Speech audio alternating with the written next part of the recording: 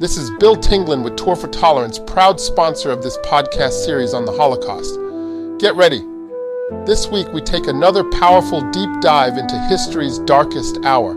Welcome back, everyone. We're diving into World War I today. But not the typical stuff you hear about. We're focusing on the Jewish experience during the war. You know, how looking at things from different perspectives can be really eye-opening. Yeah, definitely. Like the Jewish experience in World War I. It's a story that's both fascinating and complex. You know, over 100,000 Jewish soldiers served in the German army. Seriously, I had no idea it was that many. Over 100,000, that's a huge number. Especially when you think about it, Jews were less than 1% of the German population back then. Exactly, yeah. Yeah. It's a significant number for sure, especially considering this whole myth about Jewish non-participation. Right, the myth that they didn't serve in the war, like especially in Germany and Austria-Hungary. So how does that many Jewish soldiers fit in with that idea? Well, that myth was spread by, anti-Semitic propaganda. They wanted to paint Jews as unpatriotic, not loyal to their country.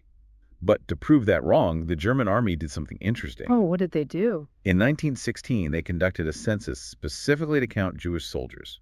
It was called the Judenzählung. Wow, a whole census just to count Jewish soldiers? That's wild. What did they find? Well, the results showed that Jews were definitely serving their country. The myth was busted. It's kind of ironic, though, right? They wanted to disprove the stereotype, but by singling out Jewish soldiers like that, it kind of highlighted the prejudice even more. Can you imagine? You're fighting for your country, risking your life, and then you're basically told you're not a real German because you're Jewish. Yeah, exactly. It's a tough situation. I mean, the Judenzählung did prove the myth wrong, but it also ended up making a lot of Jewish soldiers feel like they didn't belong. Like, even though they were fighting, they were still seen as different. That's got to be a really heavy feeling, to be fighting for a country that doesn't fully accept you.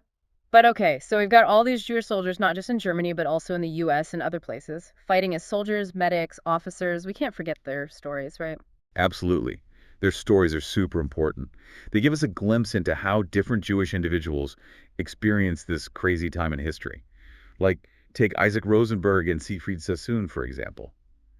Two Jewish English figures who had very different wartime experiences. Oh, yeah, I've heard of them. Rosenberg was a poet, right? Yes, and a talented one, too. He wrote about the horrors of trench warfare. It's like you're right there in the trenches with him when you read his poems. You can almost feel the mud and the fear. Wow, that's powerful stuff. And what about Sassoon? I feel like his story went in a different direction. You're right. Sassoon was a war hero. He was decorated for his bravery. But as the war went on and he saw more and more death and destruction, something changed in him. What happened? Well, he became a vocal critic of the war. He started speaking out against the violence and the leaders who were sending young men to die. Imagine that, a decorated war hero calling out the people in charge. That's a bold move. So while Rosenberg gave us a look inside the soldier's experience through his art, Sassoon used his voice to challenge the war itself. It's fascinating how they both reacted so differently to the same horrific situation. And it seems like even within the Jewish community, there were a lot of different responses to the war. Some fought bravely, others protested. It makes me wonder what was happening back home while all this was going on. Back home, things were, they were tough. Jewish communities all over, they were dealing with the war's impact, you know, and they really stepped up. Organized medical care, provided logistical support, fundraised to help those affected by the fighting. It was a huge effort. It's incredible, isn't it? I mean, amidst all the chaos and uncertainty, these communities came together to support one another. Did any particular organizations stand out during this period? Oh, absolutely. Yeah. The American Jewish Joint Distribution Committee, or JDC, they formed in 1914. And they were vital in providing aid to Jewish populations affected by the war, especially in Eastern Europe, where the fighting was, just devastating. So even with a world war raging, you see this incredible international solidarity within the Jewish community. That's pretty amazing, right? Shows you the power of human resilience and compassion, even in the darkest times. You got it. The JDC's work is a powerful testament to that. But as the war eventually ended, the focus shifted from the battlefields to the negotiating table. And that brings us to the Treaty of Versailles, signed in 1919, which, it aimed to create peace, but it kind of ended up creating the conditions for future conflict. Yeah, I've heard that before, that the Treaty of Versailles wasn't really a peace treaty at all, more like a setup for another war, and wasn't one of the most controversial parts of it, that war guilt clause. Exactly, the war guilt clause. It placed the entire blame for the war squarely on Germany. And that had huge consequences for the country. Not only did it force Germany to accept full responsibility, but it also stuck them with massive reparation payments to the Allies. It sounds like Germany really paid the price for its role in the war, both financially and emotionally, right? Oh, absolutely. The economic fallout was devastating. Like in the 1920s, hyperinflation hit Germany so bad, Hmm. people needed wheelbarrows full of cash just to buy basic things. Think about that for a second. That's insane. And on top of the economic disaster, didn't Germany lose a lot of territory too? Yeah, for sure. Regions like Alsace and Lorraine, which were historically disputed, went back to France. These territorial losses, they just added to the feeling of humiliation and resentment in Germany. And that made it easier for extreme ideologies to gain a foothold. So instead of healing and reconciliation, the treaty just made things worse, exacerbated existing tensions, and created new ones. A classic case of unintended consequences, wouldn't you say? Definitely. It shows just how complicated it is to make a lasting peace agreement. Two key figures in shaping the treaty were Woodrow Wilson, the U.S. president, and Georges de Clemenceau, the French prime minister. And their views on how Germany should be treated, well, they were very different. It's fascinating how their personal beliefs could shape history in such a profound way. What were their views exactly? Okay, so Wilson, he was an idealist. He wanted to take a softer approach with Germany. His famous 14 points, they were all about creating a just and lasting peace.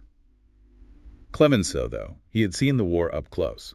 He'd witnessed the destruction firsthand, and he was driven by a desire for revenge and a deep distrust of Germany. He pushed for harsh punishments. Wow, a real clash of ideologies. Idealism versus pragmatism, forgiveness versus vengeance. Makes you wonder if they'd taken a different approach, could they have prevented the rise of extremism and, ultimately, World War II? Yeah, it's a question that's been debated for ages. Could things have turned out differently? It's a tough thought, that even when people try to make peace, things can go wrong in ways no one expected. But let's go back to the Jewish experience for a minute. Yeah. How did the war and the treaty shape Jewish communities in the long run? Well, the impact was, it was significant. For a lot of Jewish people, the war just made things worse in terms of prejudice, especially in those countries that lost. They were struggling economically and looking for someone to blame. So instead of bringing people together, the war just tore them further apart. Sadly, yeah. That's something you see a lot with big conflicts. They tend to expose the cracks that are already there. And for Jewish communities, it meant facing more discrimination, more violence being pushed to the sidelines politically. It's just not, right? They contributed so much during the war and then faced even more hardship afterward. It's why it's so important to learn about these things, not just as events in the past, but as part of a bigger story that's still unfolding today. Right, exactly. By looking at the Jewish experience during this time, we can understand these complicated ideas of identity belonging and how prejudice never really goes away. It's a reminder that we need to be more understanding and keep fighting for a fairer world. It's true. History isn't just something in a textbook. It affects us right now and shapes what's to come. As we wrap up our deep dive into this fascinating chapter of history, I'm struck by the resilience of the human spirit, even in the face of incredible hardship. And the importance of learning from our past to create a better future. Couldn't agree more. Well, thanks for joining us on this journey. We'll be back soon with another deep dive into the hidden corners of history. Until then, keep exploring.